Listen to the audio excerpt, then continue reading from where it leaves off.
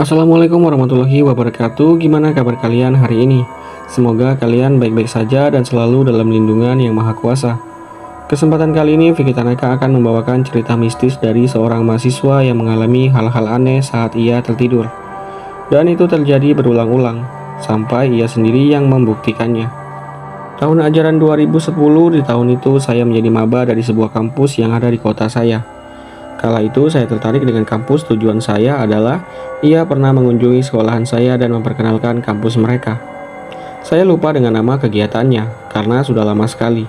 Yang saya ingat mereka kunjungan itu 3 bulan sebelum kelulusan, tepatnya sebelum ujian akhir sekolah. Di tahun itu belum ada ujian nasional, standar kelulusan masih ditetapkan oleh sekolahan. Dan alasan saya menjadi maba dari kampus yang dulu pernah kunjungan ke sekolah saya adalah di sana ada fakultas yang saya sangat menyukai bidang itu. Itu adalah bidang pertanian, di mana di dalamnya ada beasiswa dan studi banding ke Jepang. Tujuan saya memanglah itu. Bagi saya dahulu Jepang adalah kiblatnya teknologi, salah satunya pertanian. Namun kisah mistis saya bukanlah pada yang saya sebutkan itu semua, melainkan setelah kunjungan. Sebelumnya ada berbagai fakultas yang ditawarkan dahulu. Lalu setelah saya lulus, saya pun diantarkan oleh bapak saya ke kampus. Saya tinggal di desa yang lumayan jauh dari kampus tersebut, walaupun kami masih di provinsi yang sama. Perjalanan ke sana menempuh waktu 8 jam. Saya ingat betul sebelum pergi saya menatap brosur yang dulu dibagikan. Dan saya saat itu memegang brosur di dalam kamar. Lalu ibu saya masuk dan berkata, "Sudah mantep di situ, Le." "Sudah, Bu," ujar saya. "Ya sudah, ini celengan ibu di bawah. Tapi Bu, kalau untuk pendidikan nggak ada tapi-tapi," ujar ibu saya menguatkan saya ketika itu. "Nje Bu, terima kasih," ucap saya. Lalu bapak saya pun masuk ke dalam kamar dengan membawa 2 helm. "Nih pakai," ujarnya. Lalu ia berjalan ke depan. Ibu saya pun berpesan, "Nanti kamu tinggal dulu saja di kampusnya. Karena kita dari kampung nggak punya siapa-siapa di sana. Nanti kamu nanya sama gurumu. Tanya kos-kosan di mana saja di daerah situ." "Iya Bu," ucap saya. Lalu saya pun menenteng tas dan berpamitan pada ibu. Saya pun akhirnya berangkat dengan dibonceng bapak. Perlahan sepeda motor itu mulai menjauh dari halaman rumah. 8 jam sudah kami tempuh dari tanah merah sampai ketemu dengan jalan aspal. Kami pun singgah di pom bensin saat itu. 10 menit lagi kita sampai, ujar bapak saya. Dulu bapak saya juga sering bolak-balik ke kota karena mengantarkan pesanan kambing saat bapak masih dalam keadaan jaya-jayanya. Setelah selesai membeli bensin, kami pun melanjutkan kembali perjalanan yang sisa sedikit lagi. Saat sampai di sana, kami pun langsung melakukan pendaftaran. 1 jam kemudian, administrasi pertama sudah selesai. "Sekarang kita cari kos-kosan buatmu," ujar bapak saya. "Gak usah Pak, nanti Mas cari sendiri saja." Lama kami berbincang antara anak dan bapak di kantin depan kampus. "Mamas nanti mau nginep di musola kampus. Besoknya baru tanya kos-kosan. Masih 3 hari lagi sebelum ospek," ujar saya. "Ya wis kalau gitu. Ini uang saku dari bapak. Sekarang bapak tinggal, kalau ada apa-apa tinggal telepon saja," ujarnya meyakinkan saya. Setelah selesai makan, pulanglah bapak saya dengan mengendarai sepeda motor. Saya pun turut bergegas menuju musola kampus di sana. Saya saat itu menumpang mandi dan tidur di sana. Hari pertama saya lalui, dan di hari kedua itulah saya bertanya pada seorang bapak-bapak yang memakai baju safari. Mungkin ia adalah satpam di kampus itu. "Pak, maaf mau tanya," ujar saya. "Di mana di sini ada kos-kosan?" "Kosan di sini banyak Mas, sesuai dengan budget saja." Saya pun disebutkan satu persatu dengan harganya. Namun saya rasa itu masih terlalu berat. Ia pun menyarankan ada yang murah, namun itu berada di pinggiran, dekat dengan kali. "Boleh Pak," ujar saya. Dalam hati setidaknya saya bisa menghemat uang dan pengeluaran, sambil saya bisa mencari pekerjaan ringan di kota ini. Lama saya berbincang, akhirnya saya janjian dengannya. Ia akan mengantarkan saya ke sana nanti sore. Lama saya menunggu di musola itu, akhirnya sore harinya pun ia datang juga. Singkat cerita, saya diantarkan ke sana. Tempat tersebut cukup jauh dari kampus. Kira-kira kalau jalan kaki akan memakan waktu 30 menit. Dan dari kosan saya itu masih terlihat gedung kampusnya. Saya pun berterima kasih kepada bapak itu. Saat saya berikan uang, ia menolaknya. Mungkin ia tahu jika saya adalah orang kampung. Saya pun langsung menemui pemilik kosan di sana, yang dimana pemiliknya adalah seorang bapak-bapak parubaya. Kosan itu ada 12 pintu, 6 di bawah dan 6 di atas. Kosan saat itu hanya dihuni 4 orang saja. Satu diantaranya adalah pengepul rongsok, Dua lainnya adalah keluarga, dan satunya lagi adalah saya sendiri. Setelah melakukan pembayaran bulan pertama, saya pun membereskan kamar saya yang berada di lantai 6 ujung atas sebelah kanan. 3 kamar di samping saya adalah kamar kosong, sedangkan penghuni lainnya berada di bawah semua. Malam pertama pun saya lewati, itu adalah hari ketiga saya di kota. Keesokan paginya saya mengikuti kegiatan mahasiswa baru atau ospek. Selesai ospek pun saya langsung pulang ke kosan. Saat itu selesai ospek sekitar pukul 7 malam. Sesampainya di kosan sekitar pukul 8, karena saya sempat singgah membeli sikat gigi dan hal-hal lain. Saat sampai di kosan, saya terkejut melihat isi kamar saya yang berantakan.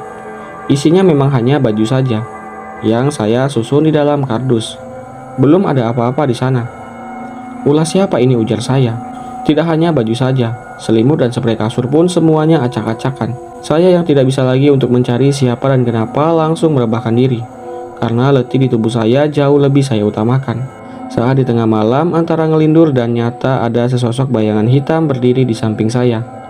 Ia berjalan keluar masuk tembok biasa saja. Saya melihatnya dengan keadaan setengah sadar. Saya tidak bergerak, hanya mata saya yang terbuka. Setelah melihatnya langsung tidak juga membuat saya takut ataupun terkejut dengan kehadiran orang lain di dalam kamar saya. Saya pun tetap melanjutkan tidur. Saat di pagi harinya saya pun terbangun. Saat saya menguap, di situ saya terkejut. Kini baju ospek hitam putih saya yang saya hangerkan atau saya gantung itu tiba-tiba jatuh. Ah, mungkin angin, ucap saya. Saya pun masih tak menggubris akan hal-hal itu. Saya pun segera meraih handuk dan keluar kamar. Saya menuju kamar mandi di bawah. Saya pun turun dan mandi. Selesai mandi, saya pun bersiap-siap untuk berangkat. Saat hendak berangkat, saya menemukan kotoran tanah di dekat kaki kasur. Saya pun mengira jika itu tanah sarang tawon, karena tempat itu tidak ada yang menempatinya, atau lama kosong. Saya pun yang takut terlambat secepatnya berangkat.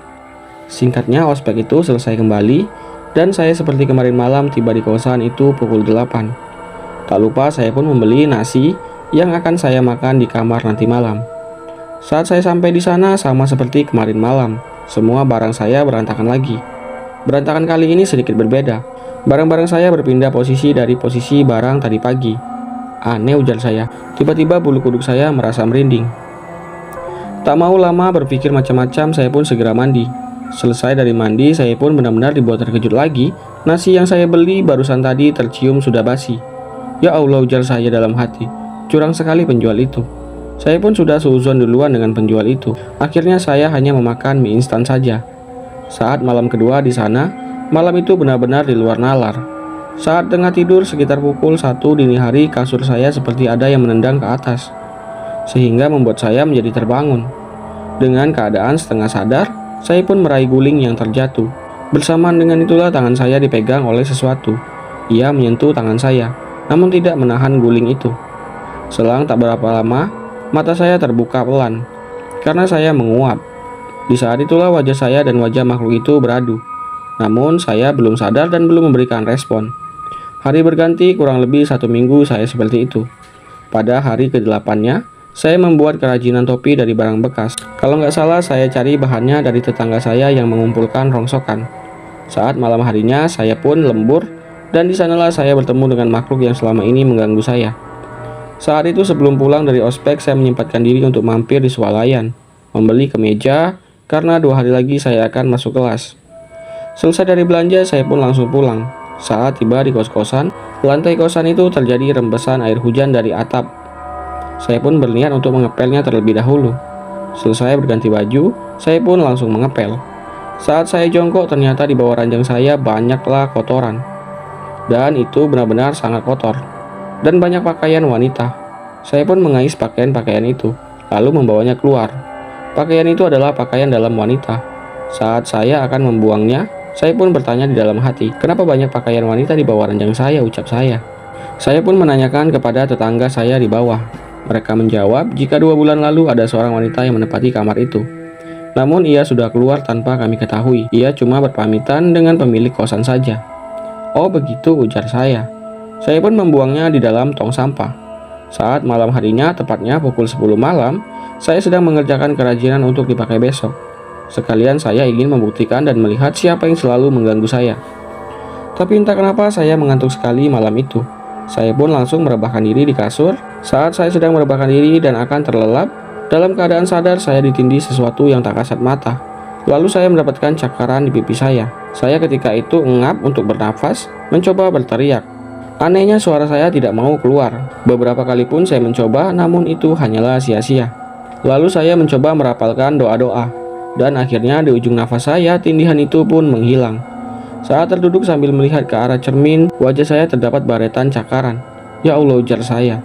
Saat itu jam sudah hampir 12 malam. Saat saya akan membuka pintu untuk keluar, pintu itu terkunci. Padahal kuncinya sudah saya gerakkan. Lalu kaki saya diseret oleh sesuatu hingga terjatuh.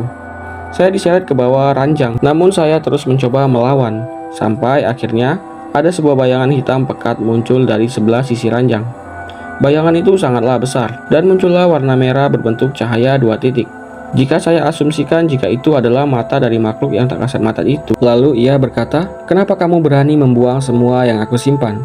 Saya pun merinding dan takut mendengarnya. Saat ada sebuah makhluk yang keluar dari bayangan itu. Makhluk itu tinggi, besar, dan wajahnya seperti wajah dalam toko pewayangan. Rupanya sangatlah menakutkan, membuat saya sempat beberapa kali memalingkan wajah. Karena memang wajahnya begitu menakutkan dan menyeramkan. Ditambah lagi makhluk itu tidak sendirian. Ia bersama makhluk yang mengambang di udara berupa gelundung peringis. Ia sebesar kelapa, namun memiliki taring dan wajahnya ditutupi lebatnya rambut. Belum saya menjawab, saya telah diseret ke bawah kolong. Sungguh aneh jika itu di bawah kolong, namun sangatlah dalam. Saya pun berteriak-teriak meminta tolong sambil menangis. Kedua makhluk itu menyeret saya dan menggigit kaki saya. Saya pun berdoa kembali.